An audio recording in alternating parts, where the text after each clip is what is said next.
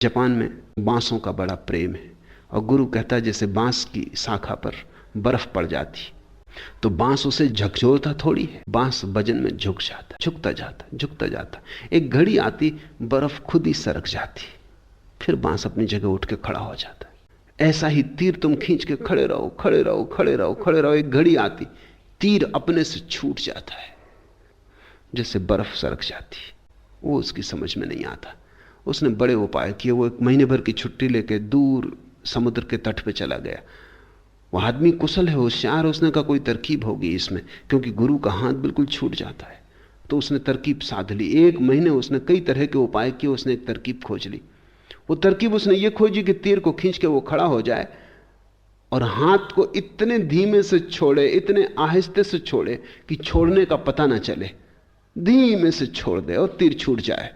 वो महीने भर में निष्णात हो गया। उसने कहा कि अरे इतनी सी बात थी और मैं नाहक परेशान हो रहा था। वो आया, उसने तीर चला के गुरु को दिखाया। गुरु एकदम चौंका, इतना कभी नहीं चौंका था। वो पास आया और उसने कहा वंस अगेन प्लीज, एक बार फिर।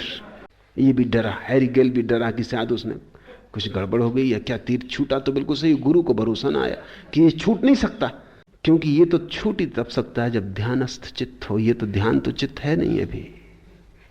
ये तीर छूटा कैसे? इसने कोई तरकीब सीख ली। दोबारा उसने तीर छोड़ के बताया।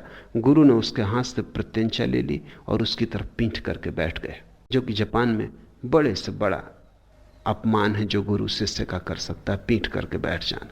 उसने कहा कि बात खत्म हो गई।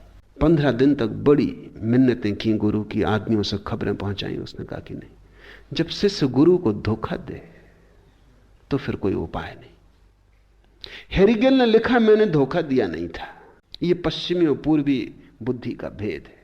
मैंने कोई धोखा दिया नहीं था, मैंने तो सोचा था कि मैंने कोई तरकीब खोज ली, मगर गुरु ने उसको ऐसा लिया कि धोखा दिया गया। बामुश्किल गुरु राजी हुआ और उसने कहा दोबारा ऐसी भूल ना हो, अन्यथा मैं तुम्हारी शक्ल ना देखूंगा। वो जो पीठ फेर के बैठ जाना है, छैल लंग दे पार गोरी मनु धीरिया, जैसे कि प्रेमी नदी में पार करके आ रहा है और प्रेसी इस किनारे खड़ी है और प्रेमी उस पार से आ रहा है।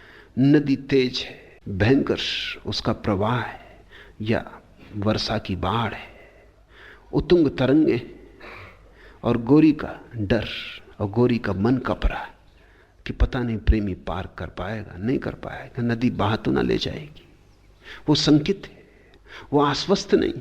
पर जैसे जैसे प्रेमी पास आने लगता है इस किनारे के, गोरी आश्वस्त होती जाती।